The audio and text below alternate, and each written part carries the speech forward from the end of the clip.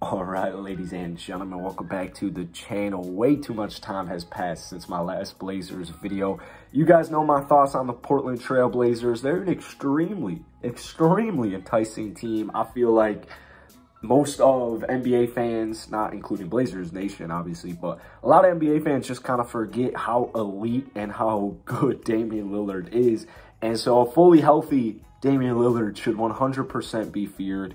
You also got new acquisition, Jeremy Grant. They just made a bunch of cool moves, like the drafting of Shadon Sharp. I know he didn't play in Summer League, but he's flying even more below the radar. I am so hyped to watch Shadon Sharp play, actually.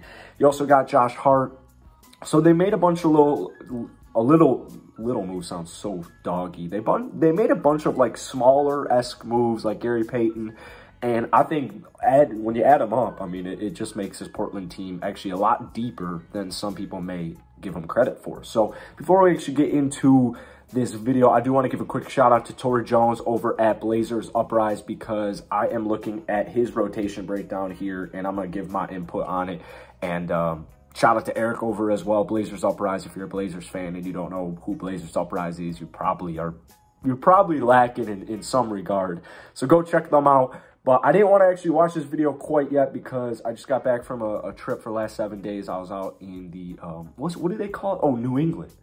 My dumbass just figured out that New England isn't like a city or anything. It's just like New freaking England. So I was out in New England the past couple of days and I saw this. I'm like, I don't really want it to, I don't really want it to impact my thoughts. So I like this starting lineup. So there were a bunch of different lineup and rotations in the video, prediction video for the rotation. I'm fumbling every word I'm saying right now. But I really like this starting five specifically for Portland. You got Lillard, you got Simons, you got Hart, you got Grant, and you got Nurkic. I think that right there is very much so a playoff roster. That is a very talented team as far as starting five goes, and it's just the start of it. It's just the start of it. I think that, like I said, we already talked about Damian Lillard a little bit, but Josh Hart is probably a top five, in my opinion, underrated move of this past offseason. I think Josh Hart is 100% an NBA starter. 100% an NBA starter. My guess is it probably boils down to Nassir Little versus Josh Hart. As much love as I have for Nassir Little, the boy out of Texas, I am going to go Josh Hart because I think he is quite literally a jack of all trades. And I don't know, man, when you watch Josh Hart play, it's like, it's just a bunch of stuff that doesn't necessarily show up on the stat sheet. But then he will have a game where it does show up on the stat sheet, like, whoa, you know, casual would be like, whoa, you see what Josh Hart just did? What the hell? You know, since when? He does it every single night. He's one of the most consistent, reliable, sturdy players at his position, at his age, that I can possibly think of. So I'm definitely giving Josh Hart 30 minutes a night. He can shoot threes, he can guard several different players, he can play a couple of different positions. He's just really good at he's just really solid at a bunch of different stuff. So jack of all trades, I think by this end of this upcoming season, I do think he will be regarded as one of the most valuable signings in free agency. Then you have Jeremy Grant coming in at the 4 spot. We'll talk about Simons in a minute. You got Grant and Nurkic. Now, like I said at the beginning of this video, it's not the biggest team in the world. It's definitely not the biggest team in the world.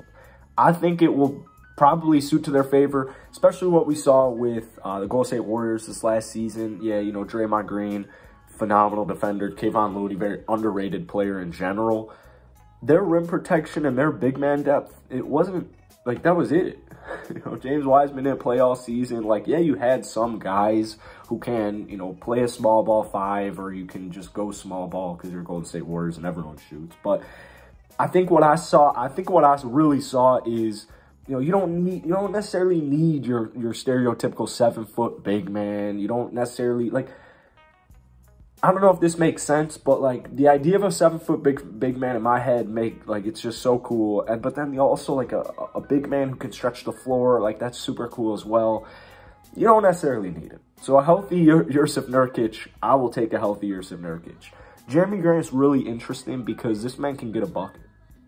I think, you know, playing in Detroit, no disrespect to Detroit, because I was just there yesterday, actually. They have a really good, like, Detroit's airport is, like, kind of crazy. It's like kind of crazy. But anyways, Jeremy Grant in Detroit. What was so interesting about Jeremy Grant in Detroit is that, like, you know, he's coming from Denver where he kind of had a little breakout season, but nothing too crazy. Goes to Detroit, kind of has, you know, a 20-point season, like has a good season, but he's in Detroit. So no one's really like giving him any credit. No one's really giving him any respect because it's like, oh, yeah, cool. You can put up 20 on a garbage team.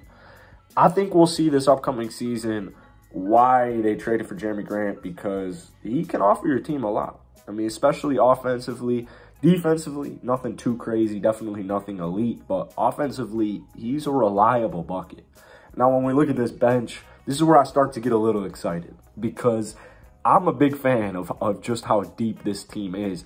And I remember watching last season, guys like Trendon Watford. I remember the end of last season, just Winslow, like, I was scooping up almost every Blazers dude for my fantasy team because they were just getting buckets. Like, you know, once Dame was done, like, they were just fully going all in on, you know, good draft pick and just, you know, resting your good players, resting your key players and letting these young guys run. Guys like Trendon Watford and Winslow really stood out to me. I mean, really stood out to me. But coming in at backup point guard, we got Anthony Simons. I mean, you'll probably see him, like, I like what Torrey puts on this, like, you'll probably see him play 21 minutes with the starters, 13 minutes with the bench. So, kind of be, can't think of a good word, not a combo guard, but, like, you know, he'll play a little, he'll do a little double dipping in both lineups. So, Anthony Simons, he might have just a all-around crazy breakout season. I wouldn't be surprised. We got a nice glimpse of it last year in general. But Gary Payton II, phenomenal signing. Yeah, I really like this signing. I know there's some Blazers fans that were a little confused by this move. I think just in general, guys like Gary, guys like Josh Hart, they're just players I want on my team. I think that, like, you can't really win a championship without players like Josh and Gary. I really don't. I mean, these are guys you can rely on. These are guys who stay healthy, and they just do their job at such a nice level. Like, there's so much effort. They put in so much work. They're great culture pieces. They can do a bunch of different things. I feel comfortable relying on players like Gary Payton and Josh Hart to do the dirty work and to get the job done. I rely on them. Shadon Sharpe. All right. Shadon Sharpe, I really hope that they give this man at least 15 a night to start with because I am so excited about Shadon Sharpe, man. There's something about players who we didn't see playing college or even like G League players. Like, there's just something about dudes, especially Shadon Sharpe, that we haven't seen play since high school. Like, he's a 5-star recruit for a reason. He got drafted at number 7 for a reason. So Shadon Sharpe, I anticipate him to have probably nothing crazy statistically, analytically. Yeah, maybe he'll have some flashes of it. But I would imagine Shadon Sharpe is going to make an impact on this roster this upcoming season. And just as far as long-term outlook goes, I mean, this guy's freaky athletic. He's freaky athletic. Scary how athletic he is. I can't wait for the progression of Shadon Sharpe. Anyways, coming in at the backup 4, you got Nazir Little. I love Nazir Little as well. I mean, he's a phenomenal defender, can shoot the 3 ball. Another one of those guys, like, to me, Nazir Little's kind of right there with Gary Payton and Josh Hart as far as, like, I just want players like you on my roster. Then coming in at backup 5, I decided to go with Trendon Watford instead of Eubanks. I don't like Eubanks that much. I don't hate him. I just think that opposing teams are probably going to take advantage of him. But then, you know, the thing with Trendon Watford is he's 21 years old.